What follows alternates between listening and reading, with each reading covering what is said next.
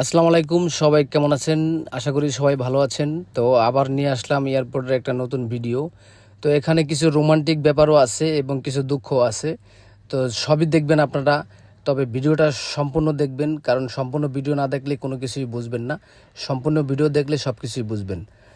তো রোমান্টিক্স যে সিনটা আসলে মানে এটা বলার মতো না, যে এটা আমার ক্যামেরায় যে ধারণ হবে এটা আমি আসলে বুঝতে পারি না কীভাবে যে ক্যামেরায় ধারণ হলো। যাক, ক্যামেরায় ধারণ হয়েছে বিদায় কিন্তু আপনাদেরকে দেখাতে পাচ্ছি, কিংবা দেখানোর জন্য চেষ্টা করতেছি। তো চলে আসলাম এয়ারপোর্টে।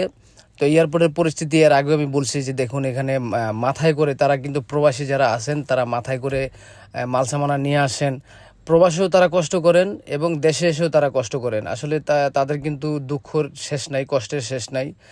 নানান রকমভাবে তারা কষ্টে থাকে। ফ্যামিলির সমস্যা, তারপরে প্রবাসে কাজের সমস্যা, তারপরে বাংলাদেশে এসে দেখেন মাথায় করে তারা যে বোঝা নিয়ে আসে, এটা সমস্যা। তো তাদের সমস্যার শেষ নাই। তো যাক, অনেক সমস্যার ভিতরেও তারা হাসি খুশি আছেন এবং প্রবাসীদের জন্য দোয়া করবেন। আর আমিও প্রবাসীদের জন্য দোয়া করি, আর প্রবাসীদের পক্ষে আমি সবসময় আছি, সবসময় থাকবো ইনশাল্লাহ। আপনারা প্রবাসীর পক্ষে থাকবেন। আর ভিডিওটা কে কোথান থেকে দেখতেছেন, প্রবাসী ভাইরা ভিডিওটা দেখতেছেন কিনা, এই যে দেখুন, এই যে দাম্পত্য জীবনে কিভাবে গ্যাঞ্জাম ঝামেলা, তারা ঝগড়া করতেছে কিন্তু ফরেনিয়ার। আসলে সে দেখেন কিভাবে ঝগড়া করতেছে। তো তাদেরই একটা রোমান্টিক সিন আমার ক্যামেরাতে বন্দি হয়েছে, এটা দেখাবো অবশ্যই। তো এই যে দেখুন মাথায় কিভাবে মালসামানা নিয়ে আসতেছে। আসলে এটা দুঃখজনক ব্যাপার যে প্রবাস থেকে বাংলাদেশে এসেও এইভাবে মাথায় করে মালসামানা নিয়ে যেতে হয়। আসলে বিশ্বের কোনো দেশে এরকম কোনো সিস্টেম নাই, শুধু একমাত্র বাংলাদেশে এই সিস্টেমটা। তো এটা আসলে টলি আনতে দেয় না, বিধায় কিন্তু এই সমস্যাটা।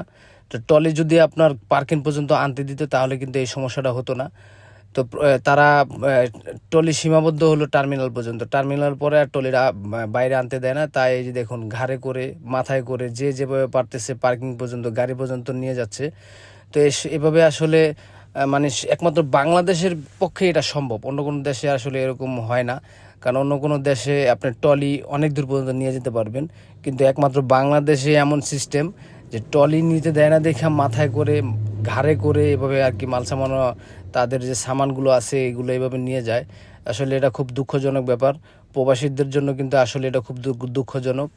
কারণ বাংলাদেশেও এসেও তারা যদি এভাবে মাথায় করে বোঝা টানে নিজের জিনিস,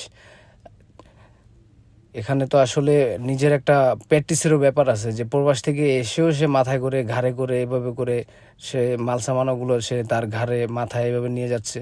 তো যাই হোক, এটা আসলে তাদের এয়ারপোর্ট কর্তৃপক্ষের কিন্তু এই জিনিসগুলো দেখা উচিত, কারণ বাংলাদেশের জন্য কিন্তু তারা অনেক কাজ করতেছে, অনেক যুদ্ধ, এটা কিন্তু একটা যুদ্ধ। রেমিটেশন পাঠাচ্ছে বাংলাদেশে।